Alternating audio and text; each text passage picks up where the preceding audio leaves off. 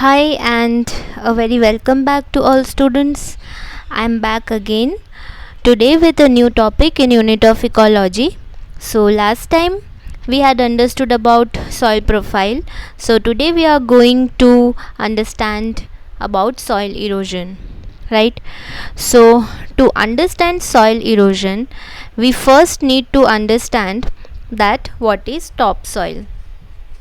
So, topsoil, as the name suggests, is the uppermost layer of the soil, and this layer is a very vital component, very important part, because all the nutrients that are required by the plants are present in this layer, right? So all kind of nutrients are present in this layer, and therefore this topsoil is also called the feeding zone of the plant, because the plant obtains its nutrients and feeds on these nutrients that are present in the layer of topsoil, right? And this topsoil is a very valuable natural resource, because without this natural resource the plant cannot grow, because it will not receive the nutrients, and if it will not receive the nutrients the plant cannot complete its activities, right? So therefore this is a very valuable natural resource, and topsoil is present at a depth of 15 to 20 centimeter. So most of us usually think that the soil is just a dead matter of minerals, but actually a healthy soil is not a dead matter of minerals, but it is alive with the presence of all kind of microorganisms like fungi and bacteria and actinomycetes and the like. So all of these microorganisms also play a big role in the formation of soil, and therefore the topsoil is very important for the growth of all the plants, right? So now that you know what is topsoil, so now we move towards the understanding of what is soil erosion. So soil erosion is a natural process, and also it is a very old process. It started right from when earth was formed, right? So it is therefore a very old process also. It is so if we have to define soil erosion, we will define it in this way, that it is the displacement of the upper layer of soil or the topsoil. So when the upper layer or topsoil gets displaced or it moves, it gets removed from one place, from an area, right? So it will be termed as soil erosion, and it is a form of soil degradation, because what happens in soil erosion is that all of the nutrients are depleted, all of the nutrients are removed from the soil, due to which the quality of the soil becomes degraded. Due to this, it is a form of soil degradation, right? Now this natural formation of soil, that is the development of soil, actually takes 500 to 1000 years for an inch to build. That is, for the formation of even an inch of topsoil we require 500 to 1000 years to build. So the natural formation of soil takes a long years, right?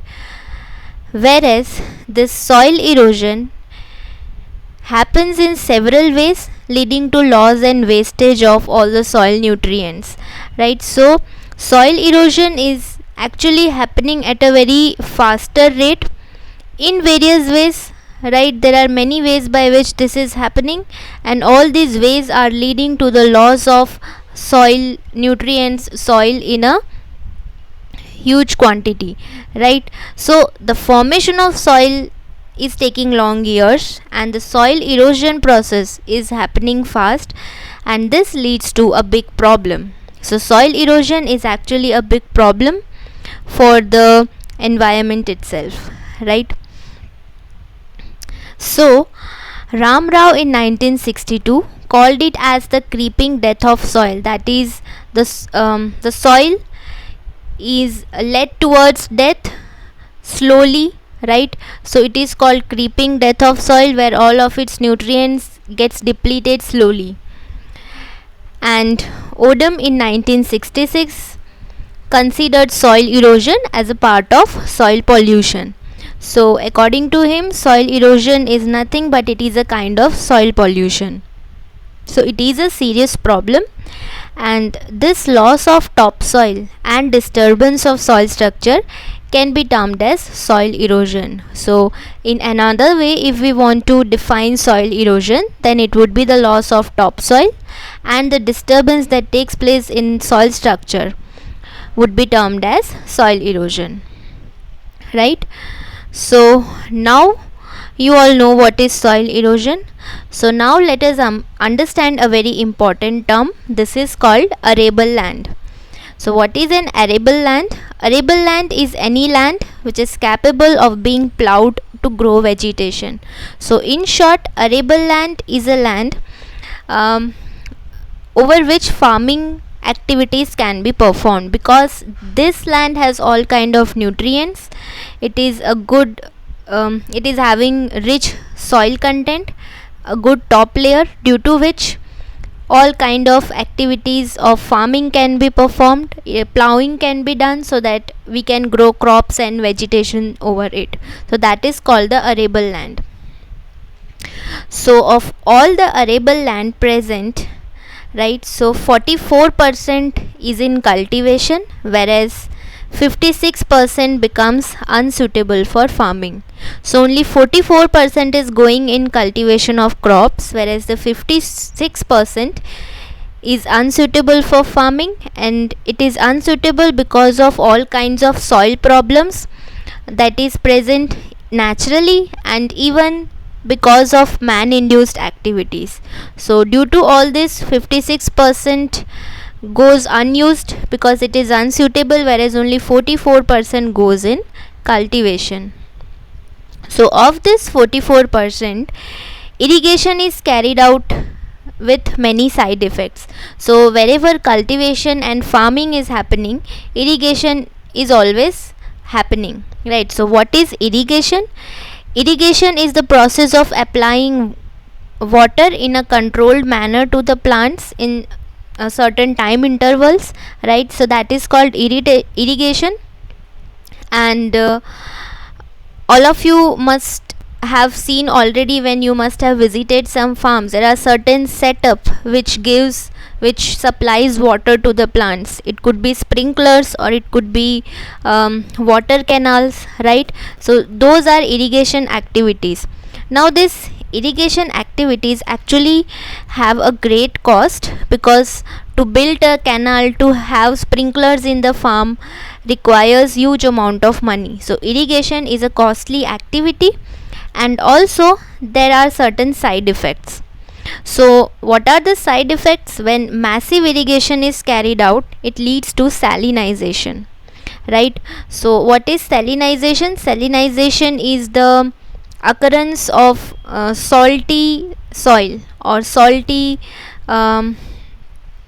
environment.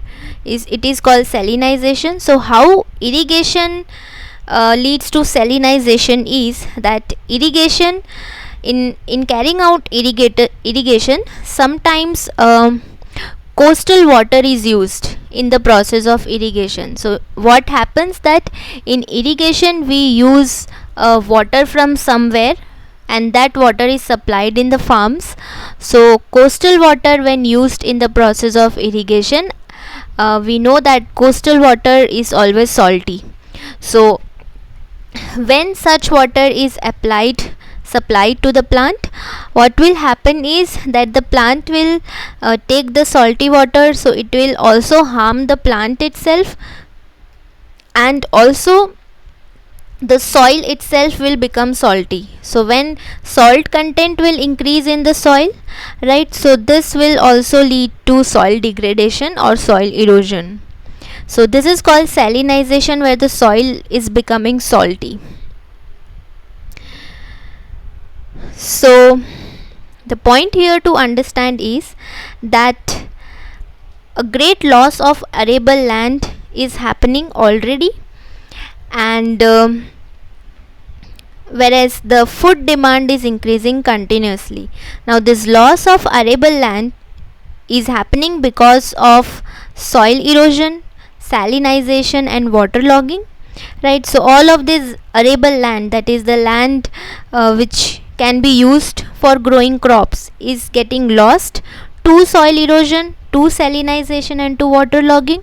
Waterlogging is when the water does not get place to move forward, then it will become stagnant, and this will lead to soil degradation. So because of all this, we are losing the arable land. And why the food demand is rising? Because the world population is increasing, right? So as the world population is increasing, food demand is to happen, right? And when there is food demand, we require agricultural land to produce the food to meet this demand, right? So but we are already losing this arable land, and therefore we would not be able to produce more of food, and then therefore we cannot reach the food demand, and this will lead to food crisis. So this is a big problem, and all of this is happening because of soil erosion, right?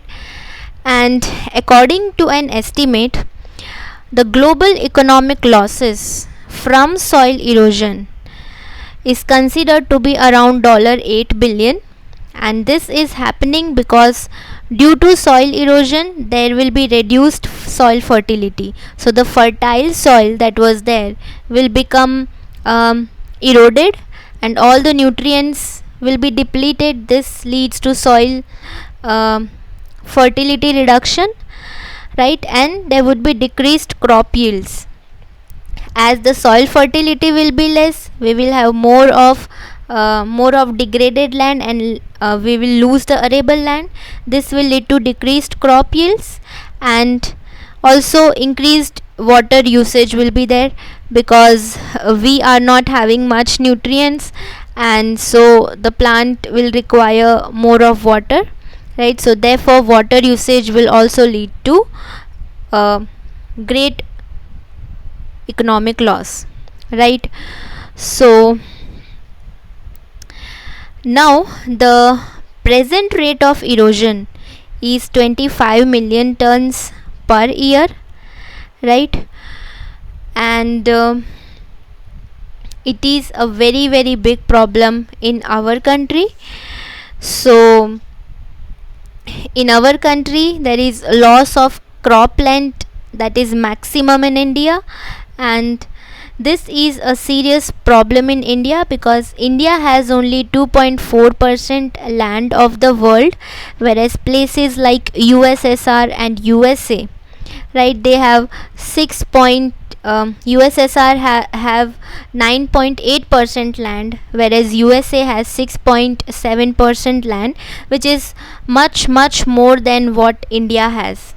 So this is a problem for India because the cropland is getting lost, and we only have 2.4% land of the world, whereas other places like USSR and USA have more land. So even if their land gets degraded, they still have enough land left, whereas we do not have that much, right?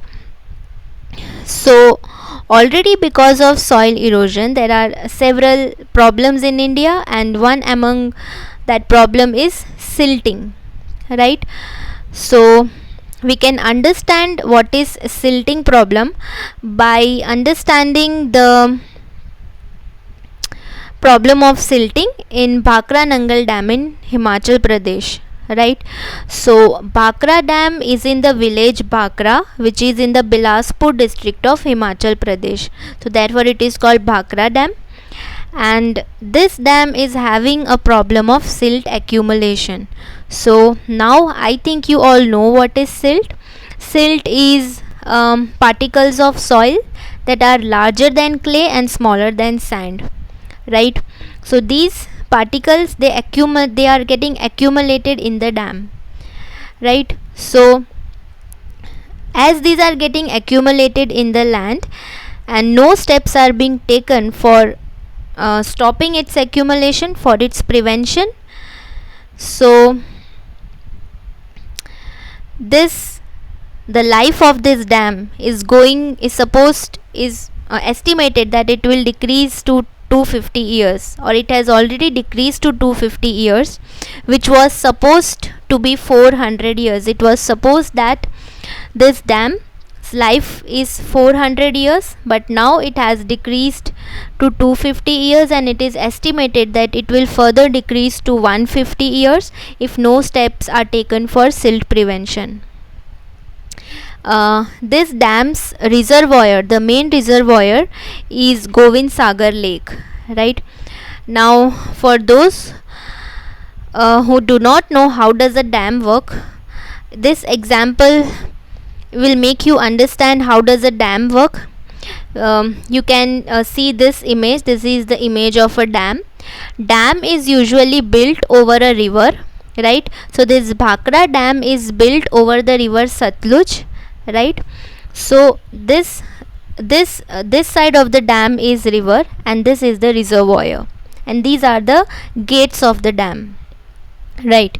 So what happens is, when these dams are actually made for preserving water and also to stop to prevent flood, right?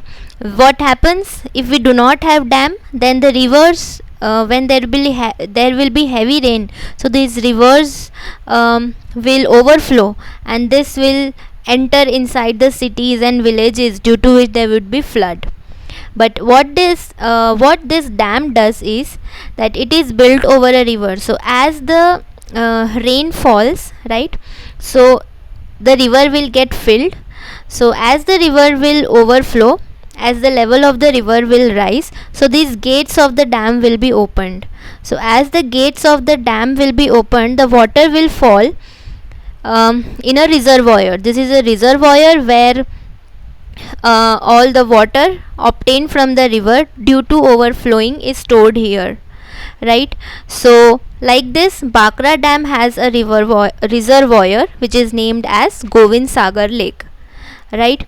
So this is often termed as a reservoir or lake, right? So this in this way prevents flood. When river gets filled, the waters actually enters the reservoir, and this water can be later used in various kinds of activities like irrigation and recreation and all, right? So this water that is preserved is very useful.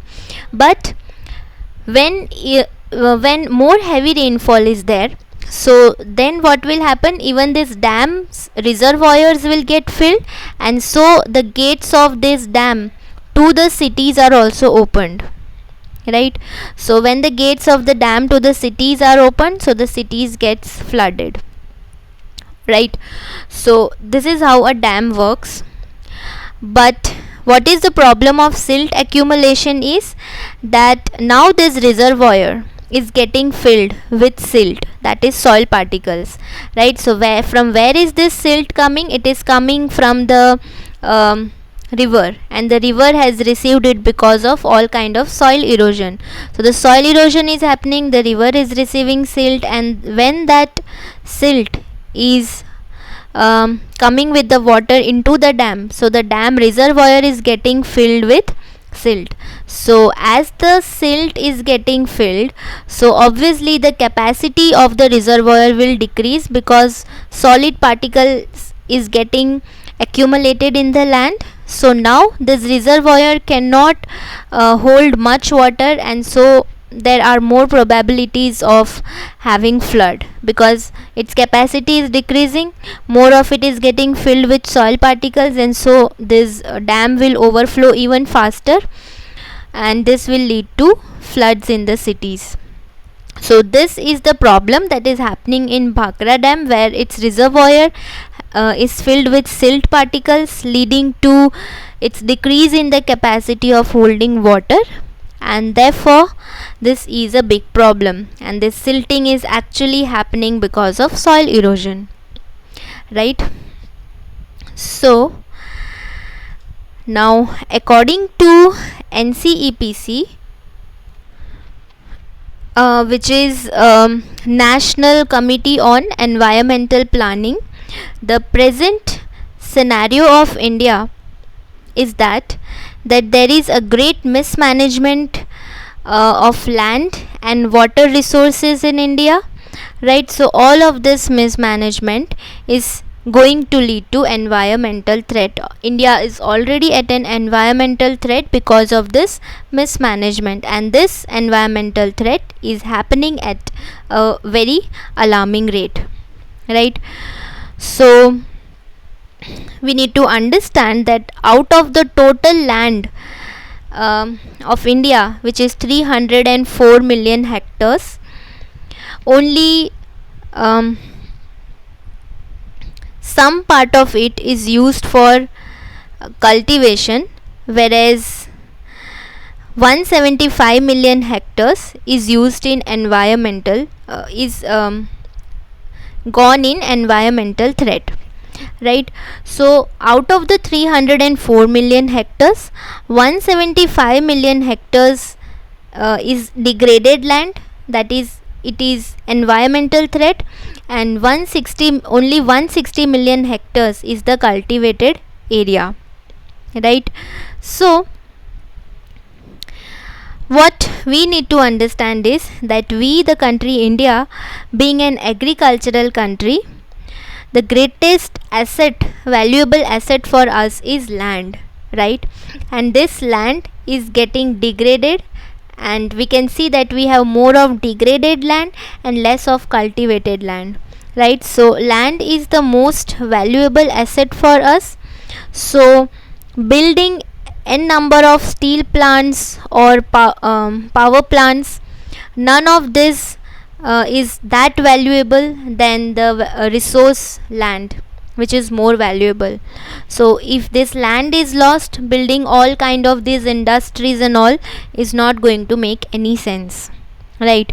So and we are already we have already become audience and spectators to this destruction of our valuable resource, which is land. We are already seeing how this land is getting degraded, right?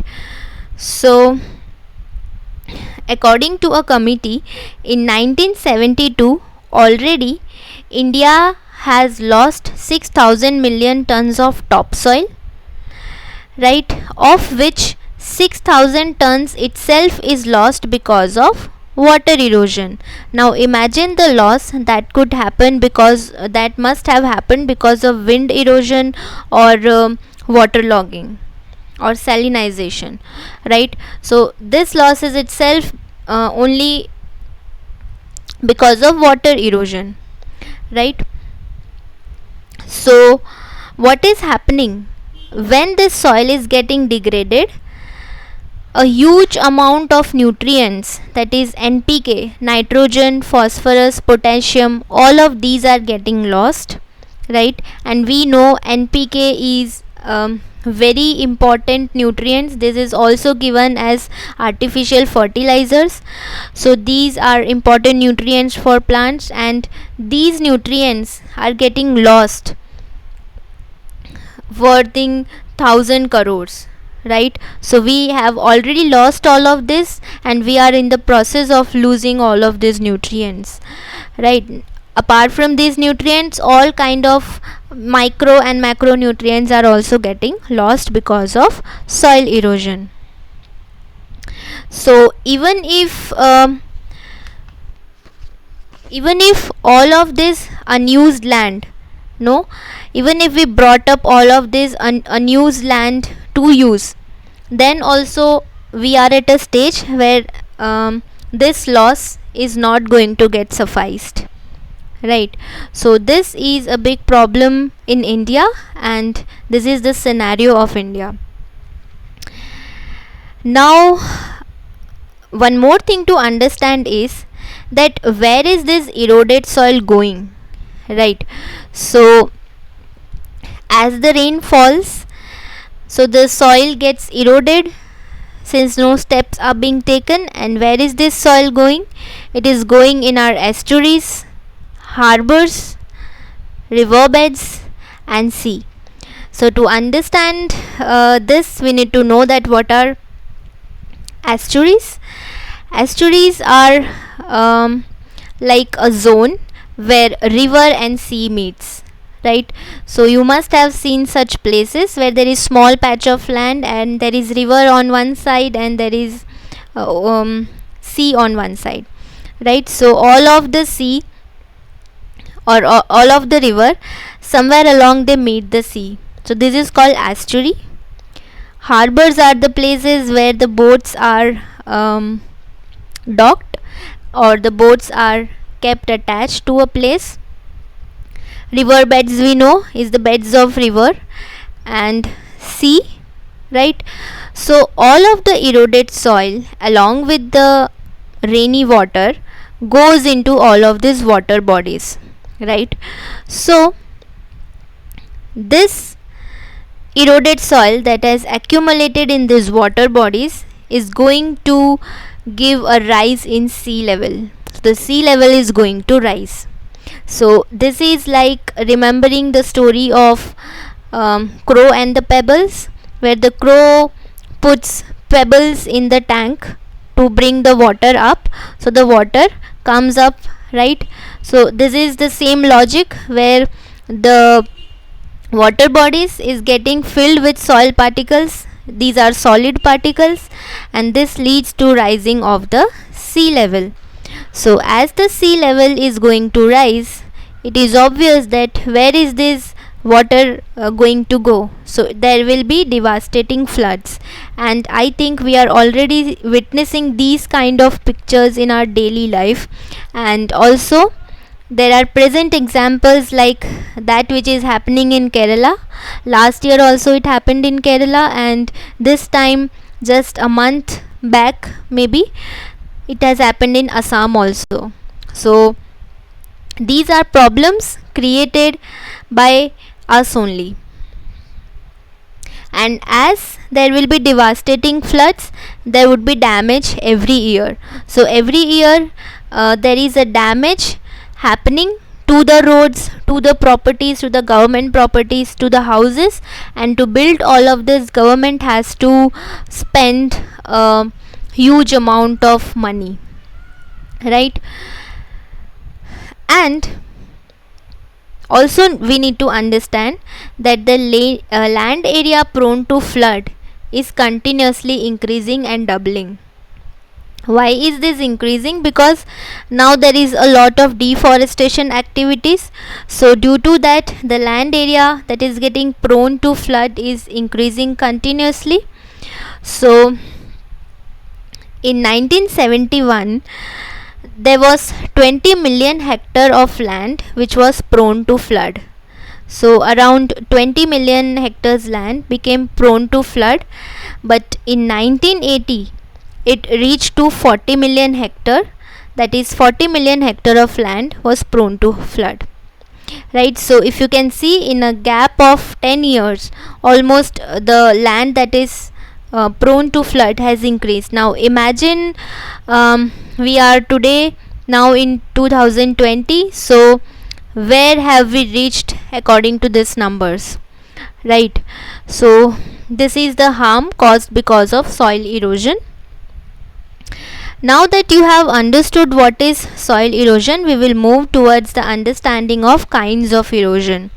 So erosion are mainly of two types, and this bifurcation is based on the rate at which soil loss takes place. So how fast a soil is getting lost, based on that there are two types. These are normal erosion or geological erosion and accelerated soil erosion. So normal erosion, as the name suggests, it is occurring at normal conditions and in a very natural way. So this is, as I told, soil erosion is actually a natural process, but this happens in a very slow way. So this is happening in a natural way, and anything when happens natural, it is not going to cause much harm, right? So this is happening without the interference of man. Man is not a responsible factor for this kind of erosion, and this is a very slow process. So as this is a slow process, if you remember, I had told that the process of soil formation is also a slow process. Now in normal erosion, as it is a slow process, there is a equilibrium formed between the soil that is lost and the soil that is built up. So the top layer is getting built up and the top layer is getting lost, but both of these activities are keeping pace with each other, are in equilibrium with each other. So this is normal erosion or geological erosion that happens with time, and so this is not harmful because it is in equilibrium. But now what is happening, we have reached to accelerated soil erosion, which as the name suggests is happening very fast. So as it is happening very fast, it is never in pace with the process of soil formation. So the process of soil formation is slow, but the soil erosion process is very fast. Now when degradation is fast and formation is slow, so we are going to have more of degraded land and less of arable land, which is the land that is required for growing plants. And this leads to a really serious type of loss, which is done by agents like man, animals, right? So all of these becomes agent, which leads to accelerated soil erosion. So these are the two kinds of erosion, two types of erosion. Now we move towards the understanding of agents of erosion. So the agents of erosion are water erosion, wind erosion, landslide or slip erosion, stream bank erosion, and deforestation or grazing. So these are all the agents due to which erosion happens, and we are going to understand each of these in a bit more detail, right? So let us first start with the understanding of water erosion. Water erosion, as the name suggests, the agent here is water, so it is caused by the action of water. So how does it takes place is, as there is heavy rainfall, so water erosion, rainfall takes place. So rainfall is one factor, and when because of heavy rainfall the water flows over the surface, right? So it is runoff water, and this water also leads to erosion, right? So water erosion now can be divided into three types. These are sheet erosion, rill erosion, and gully erosion or gully erosion, right? So let us understand what is sheet erosion. Sheet erosion is the uniform layer of soil removal, right? So a uniform layer of soil is removed in very thin layers. So here thin layer of soil is removed from a large area. So imagine, as shown in the figure, this is a very large area and only a patch of soil is getting removed because of water. So these kind of images, pictures you must have seen, right? So you can relate that this is sheet erosion, where like very thin layer of water is flowing over, and also because of that a very thin layer of soil is getting removed. So this loss is more or less uniform because this is happening over a very small area in a large area, so we do not consider it as a very big loss, right? So this loss is uniform. So this is called sheet erosion, like a sheet of soil is getting removed, right? So this is called sheet erosion. Now we understand what is rill erosion. So rill erosion is result of sheet erosion in full force. So when there is sheet erosion due to rainfall, when the water flows very fast, right? So the runoff water will move rapidly over the soil surface. So as it will move rapidly, it will make these kinds of crevices in between. So this crevices looks like finger like grooves, right? You can see all over there are finger like grooves present. So this is called rill. So this kind of structures you must have seen. This has happened due to an more amount of water flowing over the soil surface very rapidly, which is a result of sheet erosion in full force. So this leads to rill erosion, and you can see it looks like very thin channels, right? So this is rill erosion. Now we understand what is gully erosion or gully erosion. So gully erosion is again convergence of rill towards steep slopes. So when there is slopy area, so more amount of water will flow through it, and due to this, the places where there were rill, so what will happen is these crevices will become even wider. These will become wider channels, and this will lead to wider grooves, right? So these grooves of water, these are called gullies or gullies. So you can relate this to the word gully in Hindi, right, where we use the word when we pass from an area where there are constructions on both sides but there is a small road present, right? So this is like gully, and this can become even wider and deeper as more rain will fall, as there will be more runoff water moving rapidly because of rill erosion. So this will slowly lead to gully erosion, right?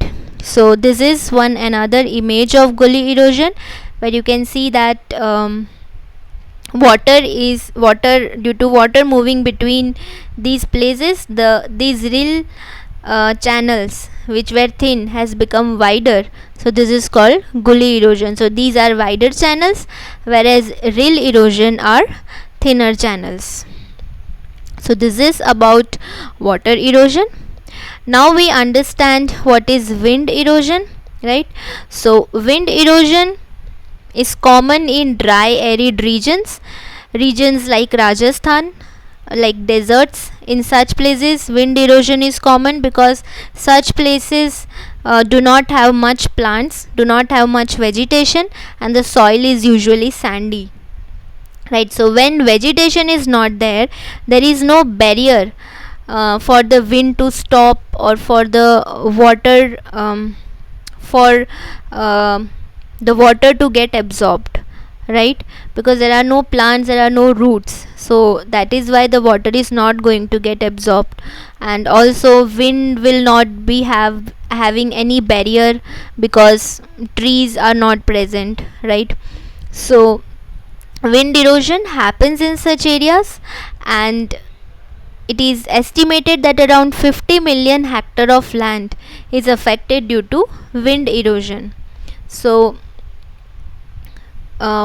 it is like soil blows off in the form of dust storm or sand storm. So you have already, I think, seen storm. So we know what is storms. So with storm, dust and sand, it just goes along with the storm. So this wind erosion can be divided into three types. These are siltation or saltation, right, suspension, and surface creep, right? So first we understand what is saltation. Saltation happens in area where rainfall is low, that is area where there is less rainfall, where the drainage is poor, and where there is high temperature. So when rainfall is less, there will be less water available. But when the rain will fall, whenever the rain will fall, due to poor drainage, that is the inability of water to move downwards, right? So the drainage will be poor, so the water will remain stagnant there. And because the temperature is high, what will happen? Evaporation of water will take place.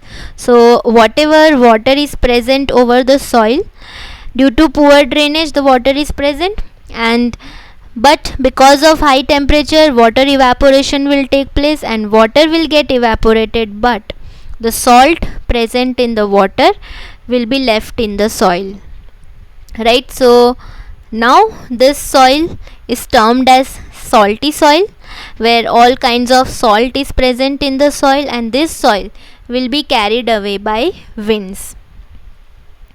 So when the land will become dry, so it will be carried away by winds in small leaps. Leaps means small jumps. So these soil particles which are salty will be carried away by the winds in small jumps, right? Because of the pressure of wind on soil particles, right? So this process is called saltation, because salty soil is getting carried away by winds, right?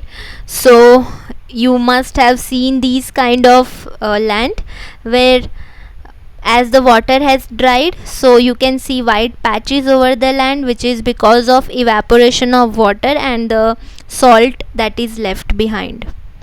Now we understand what is suspension. Suspension is when the wind throws very small particles into the air. So this kind of figure is very common. You have already seen it, where because of wind dust blows, soil particles also it just gets carried away with the air, because these are very small to be carried away by the wind, and they do not have much weight. That is why they get carried away by wind, and it moves as fine dust with the wind.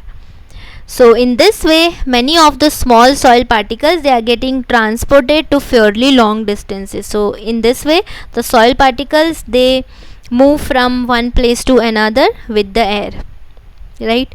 So this is suspension, where small soil particles are carried.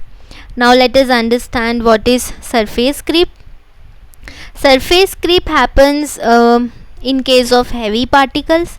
Heavy particles, since these are heavy, so it cannot get carried away like the small particles, right? But because of the force of the wind, these particles, they will creep over the surface of the soil and they will move from one place to another. So all of these three we can understand in just one figure as shown here. So as you can see, this is a saltation or saltation, where salty particle is just takes small jumps and it moves from one place to another. Then suspension is when very small particles with wind, it just gets mixed with the storm and it just gets carried away, right? So that is called suspension. And what is surface creep is, because these particles are larger, so they will not take jumps, but they will creep over the surface. From one place it will move to another place and then to next place, and like this it will creep. So therefore it is called surface creep. So this is about wind erosion. Now we understand landslide or slip erosion. So landslide or slip erosion, as we know, it happens because of landslides. So what is landslide? When due to heavy rains, a mass of rock or a mass of soil, mass of earth, it just falls down from a slopy area, then it is called landslide. It gets slipped, right? So but how does this happen? It happens because of heavy rain. So when there are very heavy rain, what will happen is the rocks present will absorb water. So as the rock will absorb water, it will become more heavy because of the weight of the water, and also the rocks will become weak. So as it becomes heavy and weak, so this will lead to the coming down of these heavy rocks right, under the pressure of gravitational force. So because of gravitational force and because of becoming heavy due to rainfall, these will come down, right. So this will slip and fall down, right. So here two factors are responsible for landslide or slip erosion. These are gravity and rain. So because of gravity and rain, landslide or slip erosion takes place. So as the rain falls, rocks absorb water and they become heavy, right. So because of becoming heavy under the pressure of gravity, these will fall down. So this is landslide or slip erosion. So now we understand what is stream bank erosion. So stream bank erosion is when river it flows between land, so that is responsible for stream bank erosion. Now this interface that you see, that is the interface between the land and the river, is called the riparian zone. So this is the riparian zone where the river is interacting with the land, right. So when river flows like this between the lands, so this happens because of flood. When there is heavy flood, so river will flow in a great speed. So what will happen, that they will splash their water against the bank. So as we know, when the flow is very fast, so these river, they will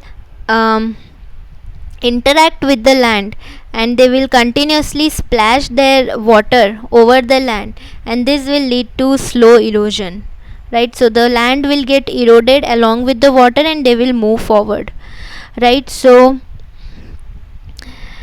as the water they strike in a very great speed, so this will lead to erosion of the land.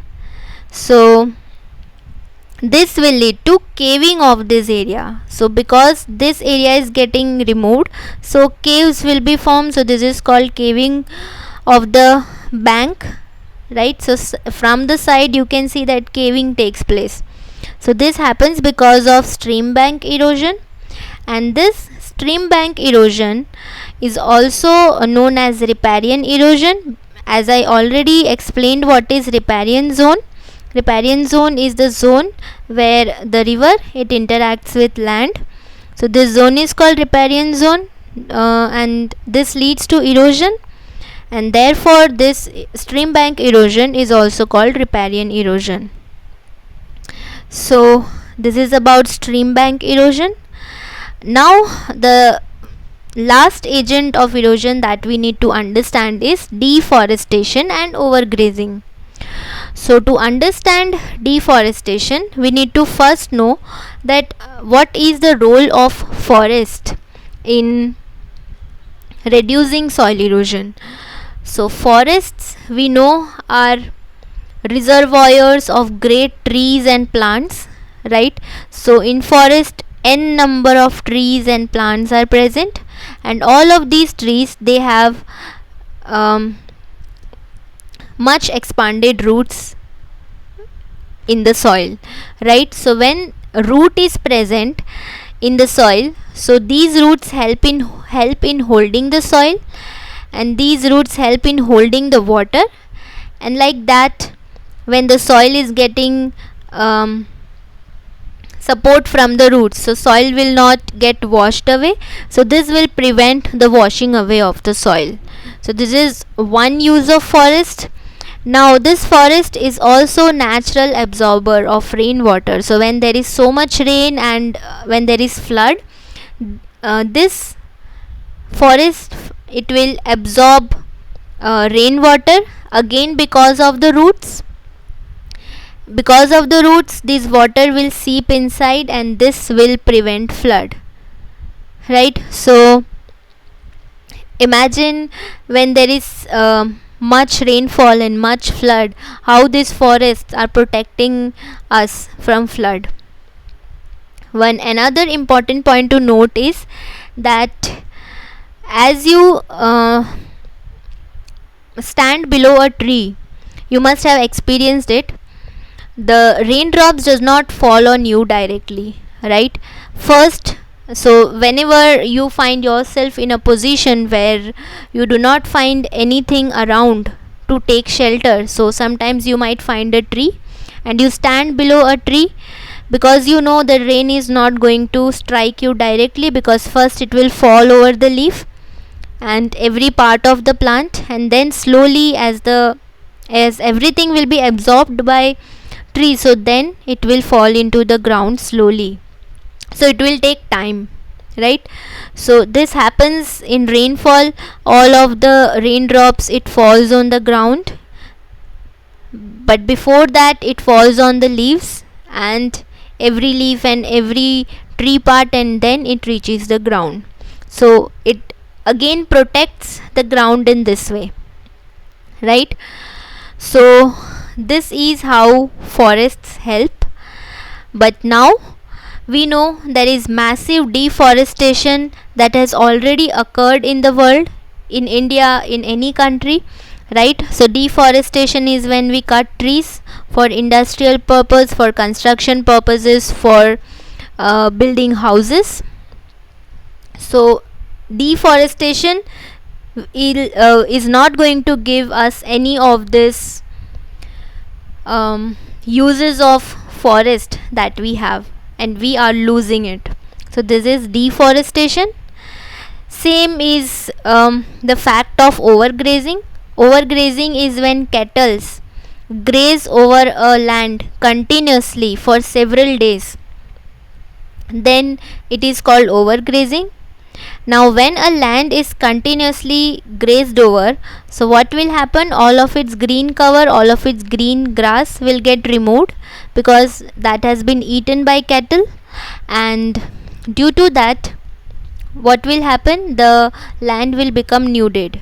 So the land will not have any green cover. As it will not have green cover, so the chances of soil erosion will increase. So deforestation is also nudation of land, and overgrazing is also nudation of land, right? So this is happening because of animal, and this is happening because of man, right? So both of these agents leads to a great amount of loss of topsoil, and as this topsoil is getting removed, this is leading to deforestation, because forests help in holding the soil, and when we remove these forest trees, we are going towards soil erosion, right? So this is about the agents of soil erosion.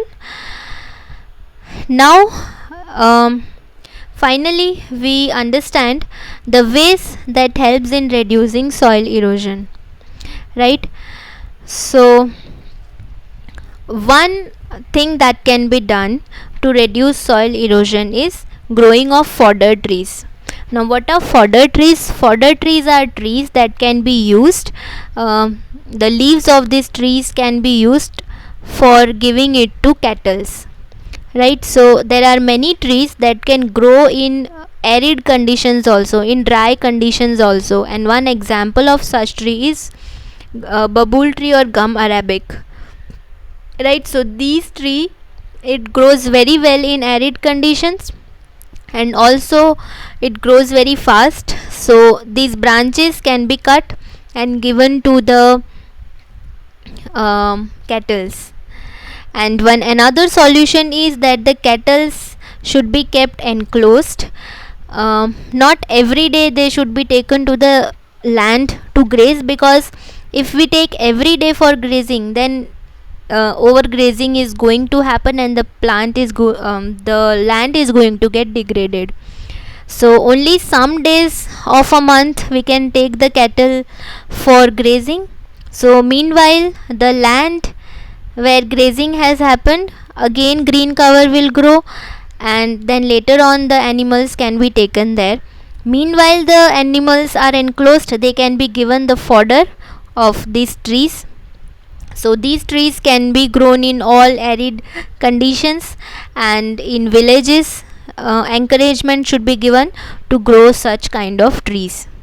So this is one solution. So as it is a tree, again it will reduce the soil erosion. So this can be done. This is one solution. Now another solution is construction of sea walls and groins, right? So you must have seen these kind of structures whenever you must have visited ocean or sea. These kind of walls are made. So this is called sea wall. This is made even also for recreation and also with the purpose of stopping soil erosion. So after rainfall, as the soil will get eroded, they will reach here, but they will not be able to enter the sea. So as they will not enter the sea level will not rise, right? So wall will prevent the soil particles to get inside. Then next solution is contour farming. So contour farming is also called contour cultivation, and these you must have seen in places where tea gardens are there, like in Darjeeling, right? So this contour farming is farming where in a slope we are making perpendicular patches to the slope. The slope is downward, so we are making perpendicular patches of farming, and we are growing plants over it, so the water will not be able to move directly downwards in comparison to a mountain which is flat slope, right? Which is a steep slope, the water will flow down very fast. But in place when you grow trees like plants like this in patches in perpendicular, so this will become barrier for the for the water to move slowly, and therefore it has been known to reduce soil erosion. So this is called contour farming, and it is useful to reduce soil erosion in mountainous areas. Now next is crop rotation. I think all of you must be knowing what is crop rotation. Crop rotation is bringing a change between crops every season. So this has two advantage. One is that it will maintain the nutrient content. If we keep on growing one single plant again and again on a field, for example, if a plant requires nitrogen more, so that plant will absorb all the nitrogen from the land, and because of that the nitrogen in the land will get depleted. So if we keep on rotating the plant, every plant has different requirements. So meanwhile one plant has used nutrient, so second plant, a different plant might not require much nitrogen, so then it will take some another nutrient, but in the meantime that nutrient that was used by the first plant will be formed. So like this crop rotation can be used. And also a change between higher residue crop can be made. So what is high residue crop? Crops that have more residue left even after harvest are called high residue crop. So like maize is a high residue crop, so it has all kind of husk and all left even after harvest. So these dry residues can be left in the field itself, and new plant can be grown, because when we leave these residues in the land, these acts as a cover for the soil, so the soil will not flow with the water because the residues are present, and this covers the soil. So we can interchange or change between high residue crops. So crops like maize can be grown in some season, then after that sometimes wheat can be grown. So these are all high residue crops. So like this interchanging of high residue crops can be done. These helps in reducing soil erosion, right? Then okay, this is also called conservation tillage. So tillage is the activity of preparing land, that is called tillage. So this is called conservation tillage because we are allowing the residue to remain in the soil itself, and that way we are conserving the land, we are preparing the land. So this is also called conservation tillage. Another way is strip farming, that is, you must have seen in farms like this, rectangular strips are made, and this also helps in soil erosion because these acts as barrier for the soil to flow. So this is like counter farming, where when there are many strips present, these will act like barrier, and this will reduce soil erosion. And another way to reduce soil erosion is making diversion structures.